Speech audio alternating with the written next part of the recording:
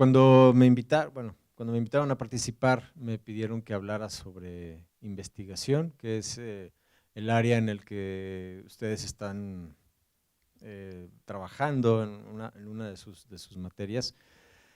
¿Cómo funciona la investigación? Yo creo mucho, podemos ver la primera, yo creo mucho en el método socrático, como pueden ver aquí, en la primera tabla y en la segunda sobre el silicio y el germanio. No se crean, es una broma, no sé cómo se inicia una investigación, el método aristotélico y todo eso, sí, sí, yo no empecé nunca con una investigación, de hecho yo creo que toda mi obra empieza con un juego. Toda mi obra empieza ¿podemos dar la siguiente? Es que les digo por esto, nomás por pura curiosidad, yo ya sabía que no podía yo hablar de un método disruptivo de investigación porque creo que no lo hay. Creo que el solo hecho de decir disruptivo ya es suficiente como para que no admita un modelo.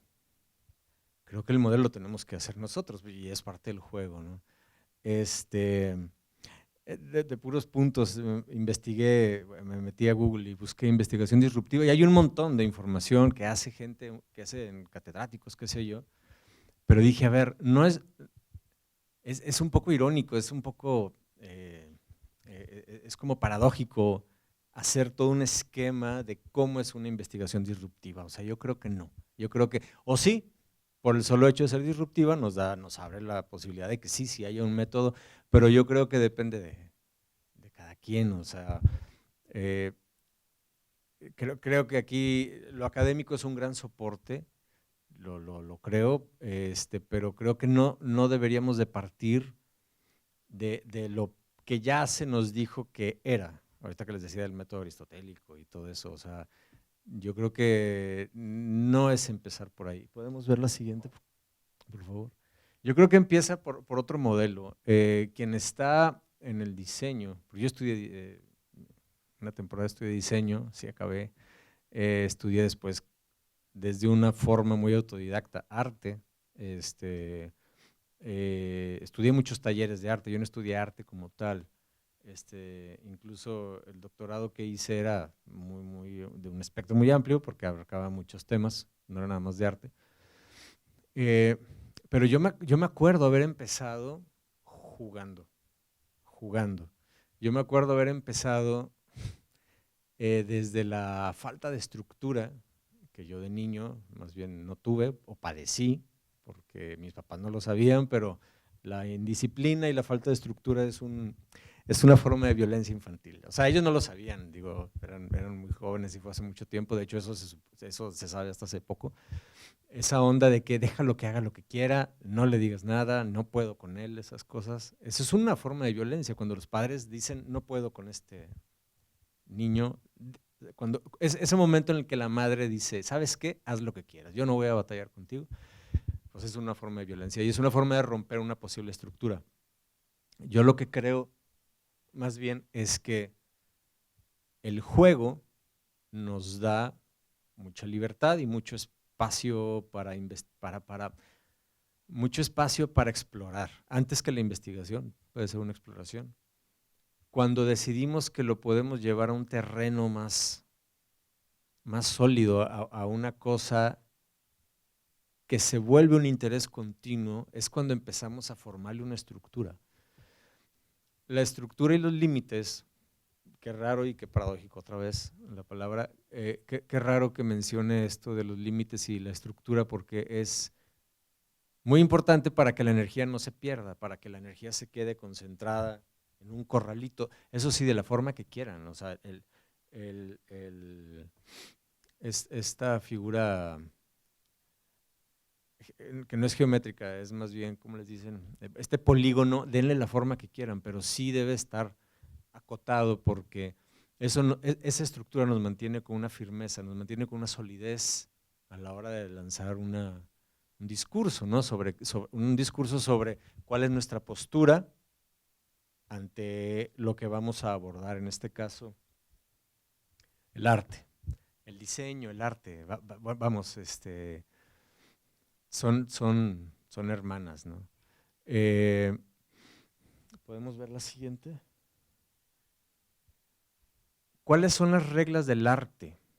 Bueno, aquí en la escuela, para eso están en la escuela, ¿no? Para aprender las reglas del arte. No, las reglas de la academia, que no es lo mismo.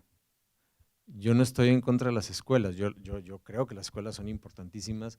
Yo ahorita estudiaría otra carrera porque realmente mi juego y mi estructura y mi postura ante la vida me exige una continua educación, y ahorita yo disfrutaría mucho la escuela, disfruté mucho el doctorado precisamente porque necesitaba saber más.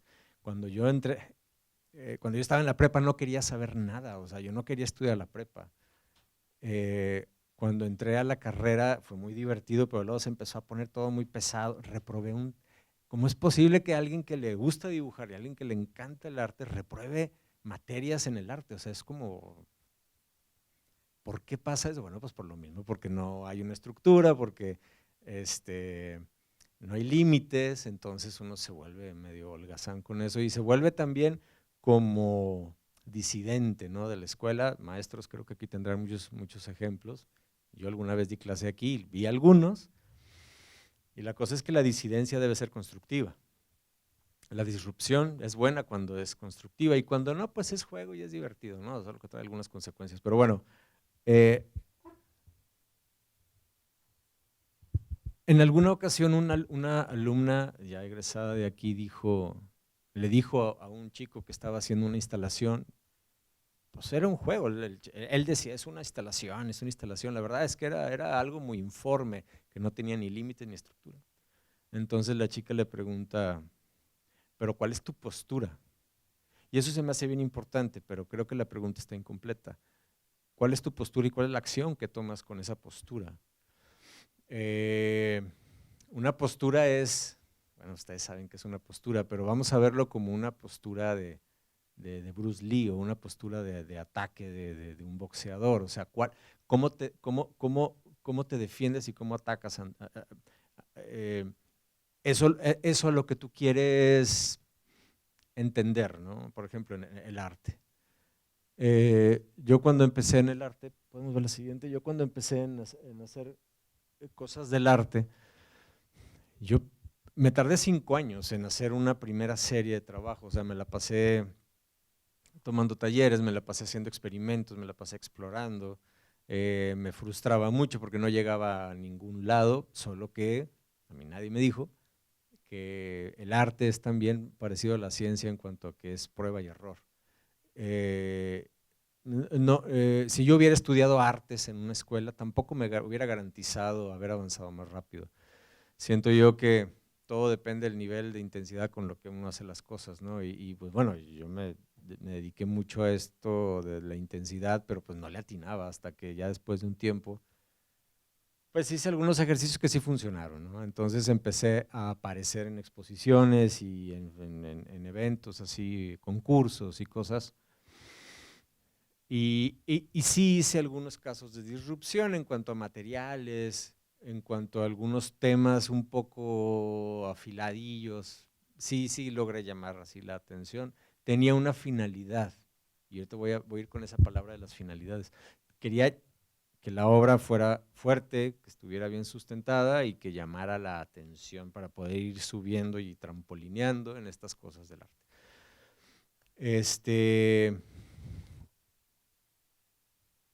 El primer, creo yo, proceso realmente disruptivo que hice en mi proceso artístico, yo dibujaba bien, de hecho ya volví a dibujar bien porque perdí mucho la práctica, pero dibujo bien y pinto más o menos. Pero me fui a estudiar a México, al Centro de la Imagen, y estuve tomando taller, bueno, es una serie, un programa de talleres con artistas importantillos de la Ciudad de México y algunos internacionales muy buenos como Gerardo Mosquera, mexicanos como Eduardo Avaroa y varias bandas. Bueno, la cosa es que regresé peor de perdido que cuando me fui, pero se me ocurrió una idea muy interesante. ¿Qué pasaría si en vez de que yo hiciera estas cosas del arte, me refiero a yo agarrar un pincel y pintar o un lápiz y dibujar, le pido a alguien que lo haga, alguien que está en esa área conceptual que es el poder, que es lo que a mí me interesa muchísimo y que continuamente estoy investigando sobre eso. Y le pedí a un par de soldados que estaban en la Alameda, que estaban de día de descanso, cuando todavía los soldados salían a la calle a descansar, les pedí que me dibujaran un par de ametralladoras, o un arma de fuego, ¿no? No sabía bien por qué ni para qué, pero sabía que si lo hacía iba a pasar algo. Entonces, los chavos estos, los soldados, pues primero asustados porque, pues, ¿para qué lo quieres, no? ¿Cuál es la finalidad? Volvemos a la palabra. ¿Cuál es la utilidad que le vas a dar a esto? Y no supe cómo responderlo. Ahorita ya sé responderlo. Y ahorita les doy mi explicación de qué para mí es la utilidad y lo funcional y lo práctico y eso. Entonces les dije que tenía un fin racional, que era para un proyecto educativo y qué sé yo. No tenía un fin racional, no lo tenía. No lo tenía porque el arte no tiene un fin racional. El arte opera bajo unas lógicas extrañas que cada quien construye en ese corral, en esa estructura, eh, y le da sentido y es significante para uno, o sea, pero finalidad no tiene, porque no tiene fin. ¿Para qué va a tener fin algo que no es práctico, no? O sea, creo que una lógica que hay que romper es cuál es la finalidad del arte. El arte no tiene finalidad, porque no debe acabar, o sea, es más bien como un circuito, ¿no? Es una cosa infinita, es una máquina de movimiento perpetuo, esas que están bien interesantes, que se mueven, las empujas un poco y ya no se detienen. Creo que es algo así. Ser productivo. Pues ser productivo es como que hacer productos, ¿no? Es como pertenecer a esta esfera de lo industrial, de lo corporativo y es lo que nuestros padres temen cuando entramos a las escuelas de arte, ¿no? Pero ¿cómo vas a vivir de eso, ¿no? ¿Cómo va a ser productivo eso que haces? Pues bueno, pues sí, encontraremos la manera, pero no empecemos pensando en cómo ser productivos en el arte. Creo que ese es un error. Creo que ser productivos y ser racionales no ha cambiado el mundo mucho. O sea, creo que el gran diseño y el gran arte, el más increíble, es el que ha justo hecho esos procesos de disrupción. O sea, pensemos nada más en la música, o sea, cómo cambió todo a partir del MP3 y cómo cambió todo a partir de Napster y de iTunes y esas cosas. Esos son movimientos disruptivos muy fuertes. Ahora, imaginemos cosas, imaginemos qué pasaría si, imaginemos cómo no hacer las cosas de manera normal. Yo me acuerdo hace, no sé, 4 años estaba en la Feria de Arte de esta zona Maco, que pues es una gran boutique del arte, ¿no? Ahí es donde llegan todos los grandes artistas, porque las galerías mueven la obra y porque son stands que cuestan muchísimo dinero y porque la gente sabe que eso es como una pasarela y es una boutique, ¿no? Las ferias de arte son como una boutique, están lindas y eso, hay cosas interesantes y así. Bueno, yo estuve participando con una galería y se me ocurrió, ¿qué pasaría si contrato a alguien que pinte un cuadro como Jean-Michel Basquiat? No sé si lo ubican a Jean-Michel Basquiat. ¿Qué tan difícil puede ser pintar un Basquiat, no? Digo, es puro rayadero y así. Ponemos un proyector y que lo calquen y hacemos cosas, pero nos lo traemos aquí a la feria de arte con la intención de que si llega alguien del MoMA, que es donde creo que está una pieza de él, o si llega un familiar o alguien que maneja el real estate de Basquiat y dice, oye, ¿qué onda con ese cuadro? Pues es una falsificación. Pues sí, pero ¿quién lo hizo? No sé. O sea, yo lo pedí, yo lo encargué, pero la persona que lo hizo no sé dónde está, porque es una persona migrante hondureña, le pagué porque lo hiciera, pero ya no sé dónde está. O sea, esa persona que lo hizo, la mano que operó ese delito desapareció, no sé dónde está. Entonces, en ese juego de imaginar esa posibilidad de cómo hacer un problema, cómo causar una cosa divertida, hasta eso es un problema divertido, ¿no? En una feria de arte, hacer una falsificación y ofrecerlo como una falsificación, a mí se me hacía súper divertido, al galerista le gustó muchísimo, bueno, se vendieron dos piezas. Entonces es como una estupidez en el arte y es como que no es lógico, el arte no es lógico. El arte no es lógico ni racional porque no funciona así. Entonces, hacia allá iba con esta lámina de imaginar una posibilidad extraña de cómo, miren, de cómo romper la historia del arte. El arte, cada hoja que uno pasa en un libro del arte, de historia del arte, cada hoja es un momento de ruptura en el arte. No es alguien que se dedicó a verlo de una forma racional y una forma administrada y una forma operativa y lógica en donde seguimos una línea, entonces la conclusión es que hay que pintar este cuadro abstracto. No es posible eso. El arte, en la historia del arte debería enseñarse como los momentos en que se rompió el arte. Entonces yo pienso, digo, yo creo que si no, no tiene chiste, y yo creo que si no es muy aburrido. Hay tantos artistas postconceptuales, pues buenísimos, pero, ay no, aburridísimos. O sea, es así como que, y luego, o sea, está bien, yo lo entiendo, perfecto, me queda claro, pero es aburridísimo, es terrible. O sea, ¿cómo cambia el mundo con ellos? O sea, ¿qué de nuevo, qué le aportan de nuevo si no rompieron nada, ¿no? O sea, o sea, vámonos con Steve Jobs, el tipo rompió todo, todo lo que había lo rompió. ¿Qué más hay? Música, la rompemos. ¿Qué más hay? Pues teléfonos, los rompemos. ¿Qué más? No sé si él pensaba así, pero él cambió la cara del mundo en las comunicaciones. Hay muchos ejemplos, ustedes conocerán más. ¿Podemos ver la siguiente? Y bueno, lo que les decía, uno puede justificar sus actos, que incluso pudieran parecer vandálicos, pero esa estructura, que es lo único serio que creo yo que me doy ese lujo de construir, lo único serio que yo construyo es una estructura sobre la cual argumentar por qué lo que está haciendo, pues está bien, que la verdad ni me debería importar. O sea, yo lo hago y veo qué sucede, pero como tiene esa finalidad de compartirse, pues me gusta explicarlo de alguna manera y esa estructura me ayuda a explicarlo. A ver, no, nunca he tenido problemas con la policía por hacer una pieza de arte. No, pero un amigo sí lo metió a la cárcel, a Juanjo González, usted es de aquí, de la escuela. Éramos varios hace muchos años, 2002. Estábamos haciendo una serie de intervenciones en el mercado, en el Mesón Estrella, y otro alumno, no, un alumno de arquitectura, bueno, un chavo de arquitectura hizo una instalación de unas cabezas de vaca y las puso enfrente de la iglesia que está ahí, salió el padre, y Juanjo fue a tratar de conciliar ahí, pues llegó la policía y se llevaron a Juanjo, ¿no? Entonces Juanjo dijo, no importa, o sea, yo esto lo estoy haciendo con una beca que me dio el Estado. No le importó a la policía y lo metieron junto con la gente de alta peligrosidad. O sea, él dice que había un tipo bañado en sangre y que este chavo le pregunta a Juanjo, ¿y tú qué hiciste? No, pues cosas de arte, y el chavo así como que se asustó y se hizo para atrás. Entonces, y con todo que él tenía un marco bastante conceptual del proyecto, aún así la policía se lo llevó.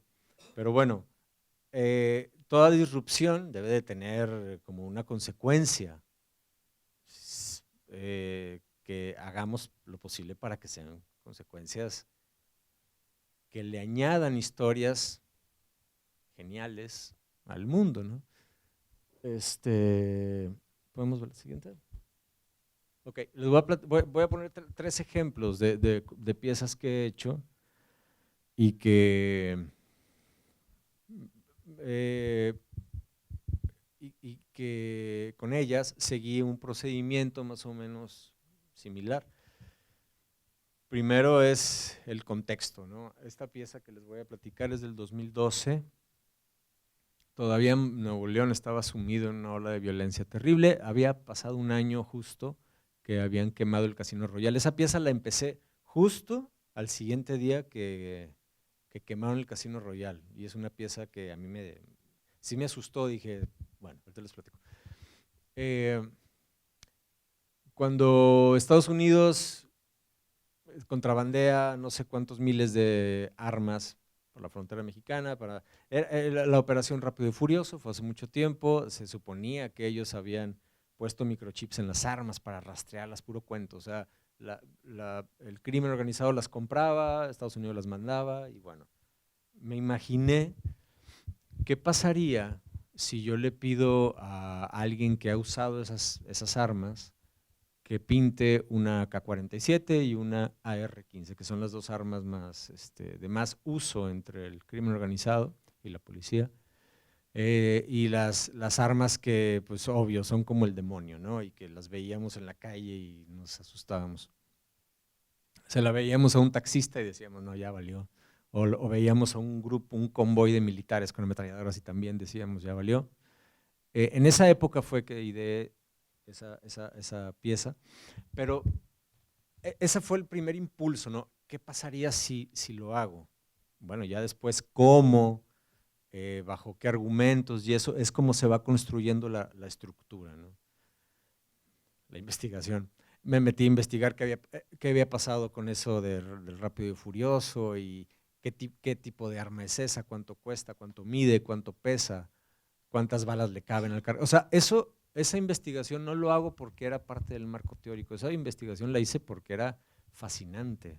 Y es como el proceso constructivista, no sé si ustedes han oído de María Montessori, deja que el niño juegue y va a aprender. Y el niño solito va a construir el conocimiento a partir del juego y a partir de la emoción. Si no hay emoción, la educación es muy difícil, ¿no? Entonces, aprendí un montón de cosas sobre armas de fuego y para hacerlo todavía más extraño, le pedía a padres de familia de la Colonia del Valle, de San Pedro, de colonias residenciales, que casi a todos ellos a los que les pedí que me pintaran un par de ametralladoras, habían sido víctimas de asalto, les habían robado la camioneta y desgraciadamente algunos de ellos habían padecido una cuestión de secuestro, ya fuera ellos o un familiar cercano. Entonces ese era nuestro contexto. Lo que hice fue pedirle a mucha gente, 36 personas aceptaron pintar estas ametralladoras y a la par, también para hacerlo todavía más difícil, para añadirle capas de complejidad que luego se me da, fui al campo militar, a la 7ª zona militar y me apunté para dar un taller de verano a niños, a madres de familia, porque los papás no tenían permiso de eso. Bueno, no iban a poder, era muy difícil. Entonces, las mamás y los niños se organizaron para pintar paisajes imaginarios, porque muchos de ellos vienen de Chiapas, de Oaxaca, de Tabasco, porque siempre están rotando por cuestiones de seguridad. Entonces, la 7ª zona militar está enclavada en un desierto, entonces era como bien terrible para ellos, creo, de la exuberancia de la selva a vivir en un desierto. Entonces, estaban pintando paisajes así muy exuberantes. ¿Puedes dar la siguiente? Y se hicieron 5 equipos y cada equipo pintó estos paisajes pues fantásticos. Traen unos elementos ahí extraños. Todo es psicografía. En cada cuadro hay elementos que podemos leer desde una perspectiva psicológica, pero esa no es la intención, desnudarlos así de esa manera. Digo, cada quien los leía como quería. Y del otro lado, después de la siguiente, estaban un montón de ametralladoras, bueno, pero todas son al óleo, todas son pintadas al óleo, pintadas por padres de familia que ya sabían pintar, que se dedican al arte, y que muy lindamente cada quien pagó su bastidor y aparte hicieron un pequeño donativo para poder dar el taller de verano allá. Entonces, todo eso se convertía como en un centro de resguardo. Y eso fue en el 2012 todavía. Era así como medio incómodo hablar del tema. De hecho, cuando las llevaba en el carro, me imaginaba, ¿y si me para un convoy militar? O sea, ¿qué les digo? O sea, no, pues sí, son ametralladoras, pues están pintadas al óleo. O sea, ¿qué marco estructural y qué teórico les puedo decir para que, no sé, ¿no? O sea, fue una situación muy interesante, pero bueno, o sea, yo quería ver qué pasaba, ¿no? La siguiente, por favor. Cuando las familias que habían participado no pudieron ir a la inauguración porque ellos no salen de noche, porque es todo un show, un trámite poder salir a hacer compras y eso es, no, bueno, poder salir a la ciudad ya no es como antes, ¿no? Porque muchos han sido víctimas de cacerías, de familiares de soldados, una cosa horrible que uno se da cuenta haciendo investigación. Entonces estuvo muy intenso porque en la galería donde fue esto, que fue en la Galería Alternativa 11, donde nos especializamos en hacer obras de arte que no se venden, nada, son bien intensas, muy intensas y ya que se venden o no, pues bueno, pero son experimentos muy, muy riesgosos, bien lindos. Pues llegó un convoy, llegó una camioneta blindada con muchos soldados, llegó un camión así de escolar y luego atrás otro camión blindado, un montón de soldados y aquello fue una cosa así como que bueno, ya era muy intenso y esto le añadió más capas. Y eh, y bueno, esta nota que pongo ahí a un ladito,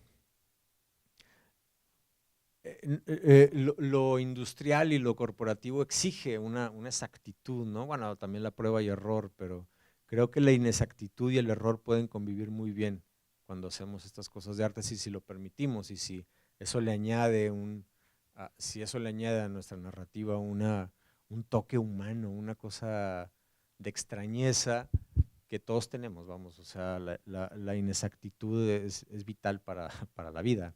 Entonces, eso lo he venido experimentando en casi toda la obra, como hace rato en la presentación decíamos, bueno, les mencionaban que yo hago obra, yo ya estoy otra vez haciendo obra yo con mis manitas y también le pido a otras personas que participen. Cuando otras personas participan es lindísimo porque no hay una exactitud y eso los hace muy apasionantes, ¿no? Podemos ver la siguiente. La verdad, la verdad. Lean a Michel Foucault, ahí viene todo, o sea, lean a, no sé, a Heidegger, lean a todos ellos. La verdad, pues bueno, no existe. La verdad es una lucha de poderes para ver cuál se pone a la cabeza y cuál se queda como verdad constitutiva, ¿no? Verdad, verdad, verdad, verdad, por encima de todas. Yo no sé qué otras profesiones permitan tratar de romper las posibilidades de verdad y construir algo a partir de eso. El arte lo tiene, el diseño también lo tiene, imagino. Sí, también. Sí, claro. Pero pensándolo desde la poética del arte, que permea todos los niveles del conocimiento, la verdad hay que siempre cuestionarla y hay que siempre intentar de sí de construirla, pero también quebrarla así a la mala, o sea, y vamos a ver si se sostiene y vamos a ver de qué hay adentro, no podemos tomarla como algo inamovible porque así no funciona ni el arte ni el diseño. Por favor, sí. La que les decía, ¿no? La de vamos a falsificar un Basquiat. Esa serie, este, fíjense, cómo se va haciendo ese corral bien lindo en esa pieza. Cuando se me ocurrió esa serie, yo lo que quería era, a ver, ¿qué me van a decir si falsificamos una pieza y la ponemos aquí? Yo quiero ver eso. Pues eso nos fue llevando a otras piezas, a otros procesos y y a otras posibilidades. Cuando empecé con esa serie, que esa fue la primera serie que hice, justo fue para la feria de Sonamaco del 2016, pues me integré a investigar. Samuel Cepeda, que también ha sido maestro de aquí, me dijo, bueno, ahí está el lugar, está la Casa Nicolás, está Casa Monarca, y bueno, me acerqué a Casa Nicolás, recibieron muy bien el proyecto.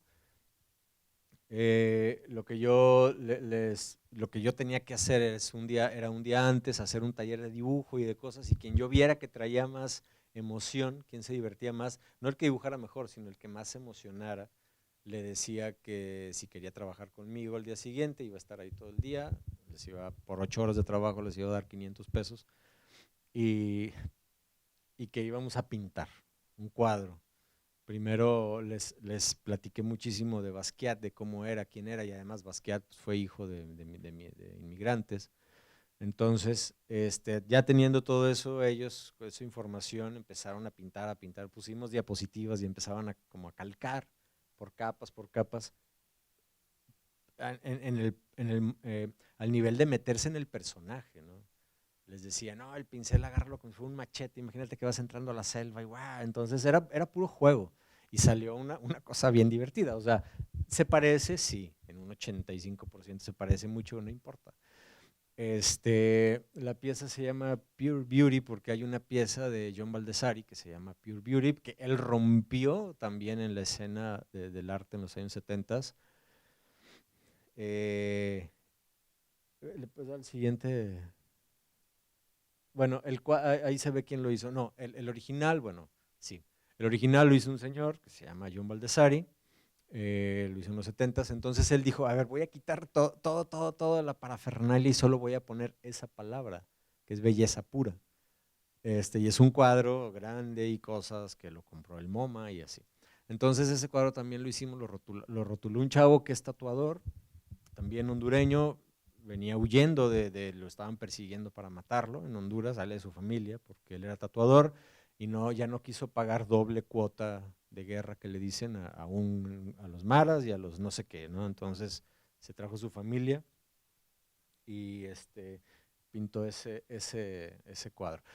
Ahí en la orillita hay algo que yo uso mucho y es, bueno, si hay una palabra que a mí me están diciendo, ¿no? Es que la estética que dice Kant no es la misma la que dice el otro y que Hegel y así, entonces yo digo, bueno, y si yo hago mi propia definición, después de haber investigado todas esas, si yo hago mi propia definición de estética, ¿qué tendría de malo? O sea, por qué no puedo yo jugar también con eso? Entonces, basado en unos textos de un señor pedagogo, Ken Robinson, donde dice una cosa muy puntual, pensamos la estética como ese momento de gran emoción que permite, que vamos a decirlo poéticamente, que nos abre el corazón para recibir la información que nos es, que queremos tener. Entonces, para mí la estética es como lo opuesto a lo anestésico. No, de hecho él ni dice eso, él habla de lo anestésico, él habla de los síndromes de déficit de atención, que eso es un mito, y bueno, que es más bien una estrategia de las farmacéuticas para tener a los niños todos adormilados, con el sistema nervioso adormecido, este, este, y la estética justo puede hacer todo lo opuesto, puede despertar el sistema nervioso, alterarlo, emocionarlo y generar un momento de conocimiento en este caso. Entonces, pues a mí me sirve más ese concepto de estética que el que no he entendido todavía bien cómo funciona desde la filosofía y que ya no me importa, me interesa más el mío, me gusta más el mío. Para fines prácticos funciona mejor. Vemos el siguiente. Y bueno, esas piezas pasadas terminaron una cosa lindísima. Nos movimos hacia otro sistema. Una fue piratear cuadros de personas migrantes, copiamos cuadros de Kooning, de Warhol, de Rothko, y se hicieron muchas cosas. Otra serie fue, ahí en la Casa del Migrante, hacer muchas sesiones de trabajo para que la gente dibujara y pintara y jugara, y se hicieron también otras pinturas que ellos pintaron bajo sus ideas de lo que es el poder. Yo les ayudé un poco con algunos aspectos de historia del arte y eso, y cuestiones técnicas, y resultó toda una serie gigantesca de cosas hechas por ellos, animaciones, lindísimo. Y nació de esa idea como socarrona de vamos a hacer una pieza, vamos a falsificar un Basquiat, ¿no? Entonces eso puede llevarnos a muchas más cosas, nada más hay que poner atención y esa estructura se va ensanchando. Lo bueno es que mientras más se ensancha con ese proceso orgánico, se hace más sólida también. Esta serie de acá es una broma que yo no empecé, la empezó Lucien Freud. Lucien Freud es un artista alemán que se fue migró a Inglaterra en los periodos de la Segunda Guerra Mundial, nieto de Sigmund Freud, un pintor con una potencia tremenda, con una percepción de la belleza así innegociable. O sea, si eres medio bonito, te pone horrible porque él como que te saca él pinta como que lo inconsciente, vamos, una cosa horrible, es terrible, no es horrible, es terrible, es innegociable con él, o sea, él pinta lo que está viendo que es muy fuerte, ¿no? Entonces, él en un acto, esta pieza que yo hice, esta serie, fue como un homenaje a una piececita que hizo Lucian Freud. Él pintó la de la izquierda, es una cosita así de ese tamaño, es una cosa muy pequeña. Él fue con la reina y le dijo, reina, quiero pintarla. Regularmente esas piezas que le pintan a la reina son comisionadas. Ellos contratan al pintor, le pagan un montón y van añadiendo obra al acervo, ¿no? del Palacio de Buckingham. Freud no, él fue y dijo, yo la quiero pintar a usted. Es como que el rinoceronte blanco que le falta a mi colección, ¿no? De presas. No me gusta la cacería, la odio, la detesto y detesto a los cazadores y a los toreros, pero hablando como en el sentido figurado, ¿no? Y ella como que dijo, bueno, va, ¿cuánto te tardas? Pues unos 5 años. No, estás loco, güey, ya para esa época ya habré muerto. Ella tenía 80 y él tenía 85. Entonces le dice, bueno, lo hago más chiquito y me tardo menos. Ah, bueno. Entonces es de 23 centímetros el cuadrito. O sea, ¿podemos ver la siguiente? Esa fue la invitación de la exposición, pero lo que quería poner es el tamañito, es una burla. Y mi homenaje consta de hacer más grande esa burla y de hacerle este acto de maestrazo que es Freud, porque no, la pintura no está mal.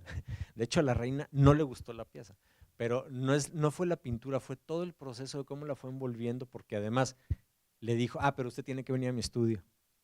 Güey, soy la reina, o sea, no puedo salir del palacio. No, es que la luz y qué sé yo. Entonces, Freud la saca desde su área de poder, de su arquitectura de poder, la traslada a un barrio muy lindo, pero pues no es ahí el palacio. Y ahí estaba chiquita, ahí toda pequeña, sin la majestuosidad del trono y el palacio y eso. Y ahí se estuvo casi 2 años. O sea, creo que solo el arte puede hacer eso. O sea, creo que un plan de negocios no podría hacerlo. Yo creo que una cuestión de salud tampoco, una cuestión de energía. Nada podría haberla sacado del palacio que no hubiera sido el arte. Solo el arte pudo haber hecho eso. Es una historia maravillosa. Entonces yo lo que hago es como un homenaje. Otra vez me puse a pintar porque tenía mucho tiempo de no pintar y me puse a copiar. ¿Podemos regresar atrás? Me puse a copiar a la señora esta, a lo mejor que pude, en un disco, pero no en un cuadro, sino en un disco de 23 centímetros, miden lo mismo, solo que al terminar el cuadro lo conecté a un taladro y le di así, y como es óleo, pues explotó toda la pintura, al menos lo del centro. La intención era terminar ese cuadro. Lo que le faltó a Freud fue eso, ponerlo a rotar y que la pintura se explotara, ¿no? Porque la metáfora mía es que la reina, al salirse de su sistema solar, se puso en un lugar en el que se empezó a hacer chiquita, chiquita, chiquita, como un sol, que al hacerse pequeño, que está perdiendo fuerza, o explota o se convierte en un agujero negro. Por eso, ¿le da la siguiente, hermano, por favor? La siguiente, están ellos de negro. Digo, eso no es una pieza, pero es la invitación, pero es como 2 agujeros negros que se aman en silencio, y acá al centro es una supernova que explota al no poder contener toda su presión y toda su energía. Entonces, vamos a la siguiente. Bueno, hice estos juegos, pinté un cuadrito de negro del tamaño original del que está, que la reina tuvo y que no le gusta el cuadro. Y en este otro de acá, pues es una pieza que lo demás es como parafernalia. Yo quería que las líneas de la explosión siguieran, pero bueno, ya es un juego visual. ¿Me puedes dar la siguiente? Hice un montón, hice muchas, hice 90 y tantas, porque mi idea es que en base a esa repetición yo podría pintar mejor. Esa era también la parte de lo que me enseñaron en mi casa, en una casa de clase media trabajadora, que es, si quieres aprender algo tienes que repetirlo muchas veces, como el macheteo. Entonces, a veces sí me funciona, a veces no. En este caso sí, algo me funcionó, hice un montón y la siguiente le puedes dar. Y hay un play ahí que le puedes dar, por favor. Puse todas juntas, corriendo a 12 cuadros por segundo, algo así. ¿Le puedes dar otra vez? Entonces, esa pieza va al piso y es como una explosión que está en el piso, como una supernova. Entonces, bueno, ese es el juego. ¿Por qué hago esto? ¿Por qué? O sea, me da miedo más bien pensar que ya no sé hacer nada más. Eso me da más miedo. Entonces, lo que ya sé más o menos hacer lo hago con mayor intensidad porque regresarme por el camino, pues no, ni rodando. Entonces, estoy desarrollando otros proyectos educativos, proyectos de arte, estoy pidiendo apoyos, estoy buscando patrocinios, estoy moviéndome para no dejar de hacer esto que estoy haciendo, pero nunca he podido alinearme a, a una cosa institucional, a una cosa como de pensamiento lógico. Nunca he podido, o sea, nunca se me dio. Agradezco mucho a mis padres por no haberme dado estructura y por no haberme dado disciplina. Digo, ha tenido sus consecuencias. Ahora yo ya la estoy construyendo de otra manera, ¿no? Y el arte me ha ayudado muchísimo a eso. Me ha ayudado a entender que se requieren límites para poder hacer los cimientos de una estructura que le va a dar una lógica a una cosa muy pulsional. O sea, es una cosa muy difícil de explicar porque tiene que ver con una pulsión que no se ajusta a ninguna lógica y que yo, para que funcione, tengo que construir esa lógica, ¿no? Y eso es lo que el arte, creo yo, que permite. ¿Podemos ver la siguiente? Está bonito.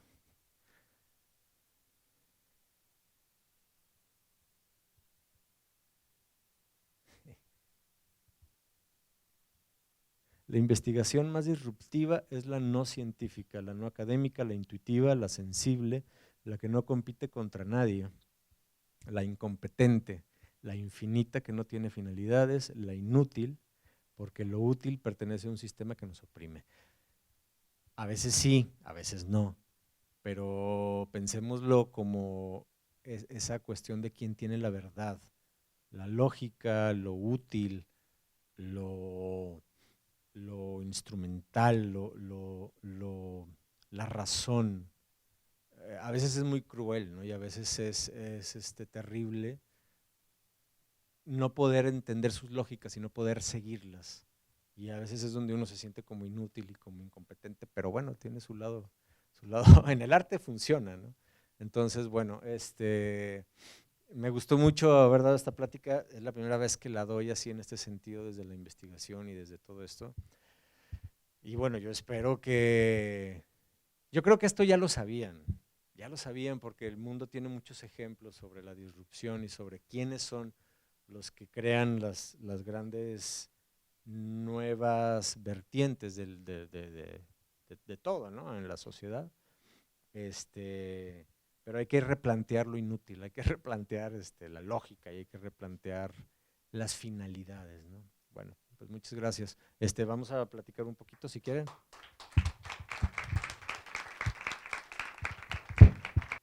Es la expresión, o sea, no creo que el arte sea comunicación porque no opera en esa lógica. Creo que más bien yo expreso. Eh, yo creo que incluso el arte, perdón, el arte más aburrido que he visto, que ay, es así como que es emocionantísimo para quien lo hace. No creo que no sea emocionante para quien lo haga. Solo que bueno, no nos tenemos que conectar con todo lo que hay en la escena del arte, ¿no? El Museo Marco ha tenido exposiciones bellísimas y exposiciones terribles, ha tenido de todo. Entonces, sí, estoy de acuerdo.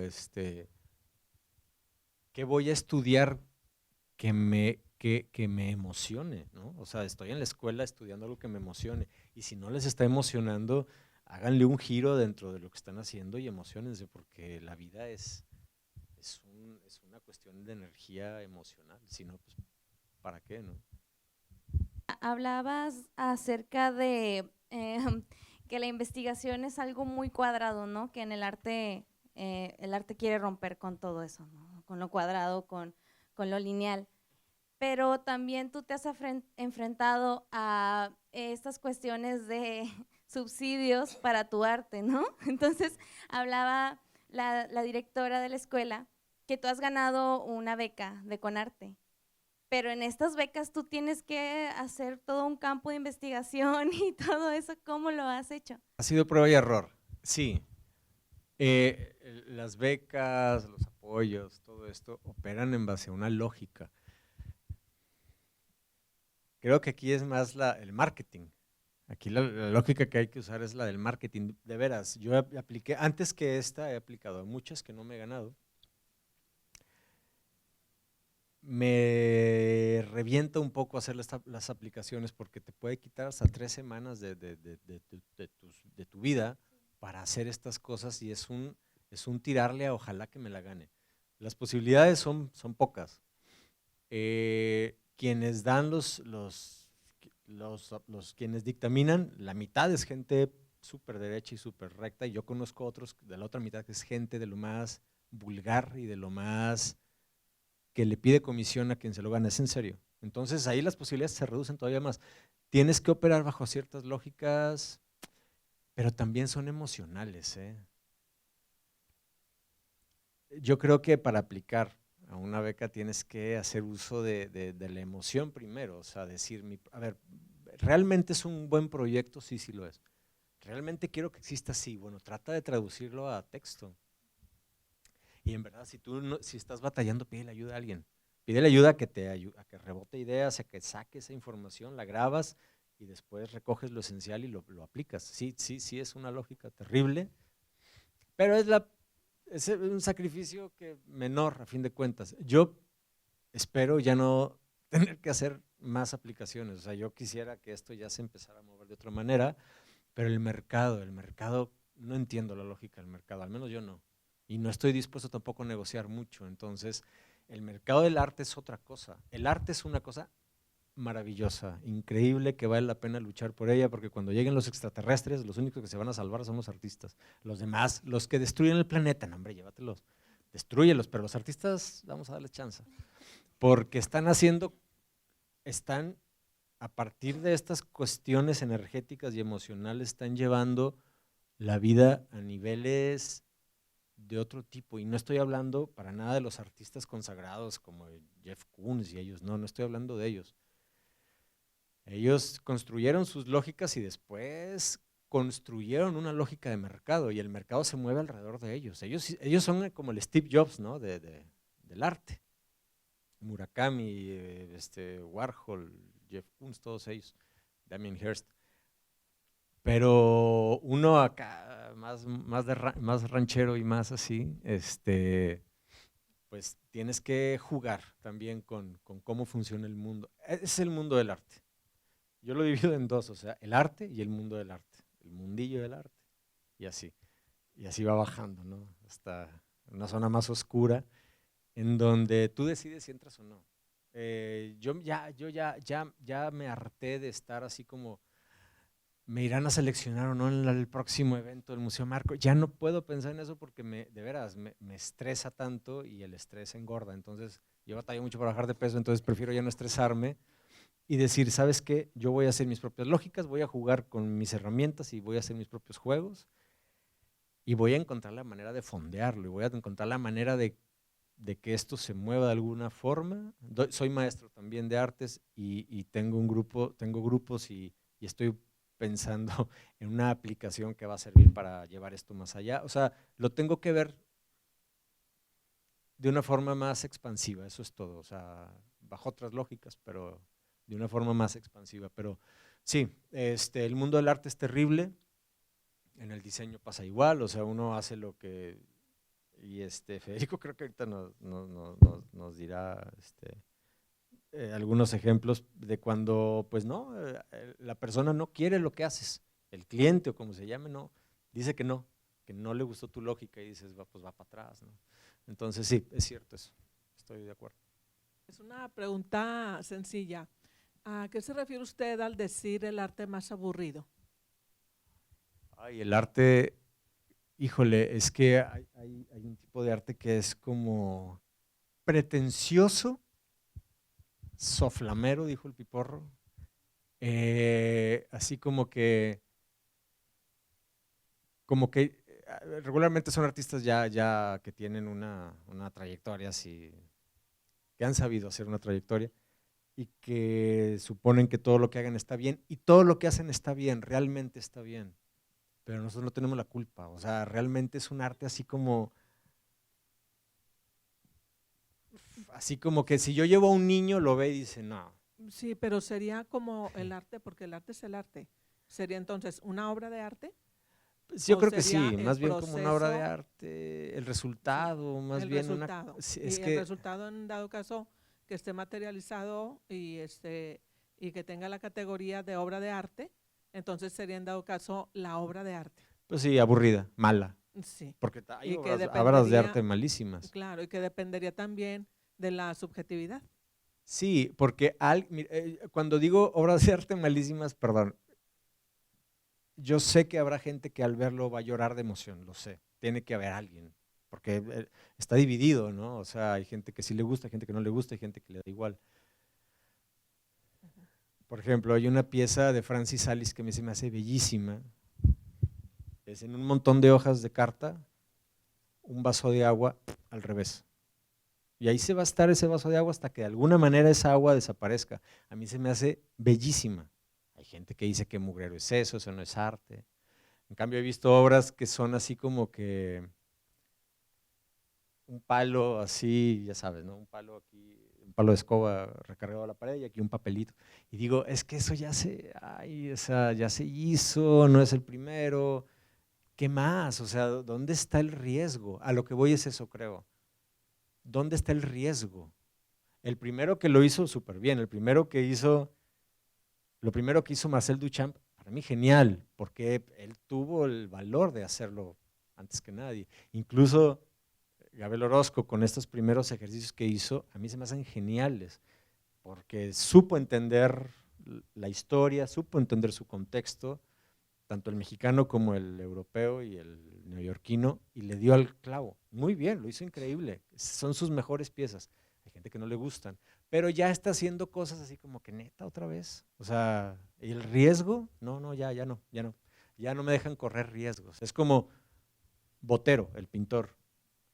Ya no va a hacer otra cosa porque su dealer no se lo permite, o sea, porque él cotiza en la bolsa, se me hace, o sea, y eso no le va a permitir tomar nuevos riesgos, y es por eso que el arte envejece y se vuelve como aburrido. Espero no ser muy prejuicioso con esto, pero pues, yo estoy a favor del riesgo, ¿no? Y creo que un artista, aunque tenga 90 años, debe seguir cometiendo errores y seguir arriesgándose y jugando como lo hace un niño. El arte lo permite.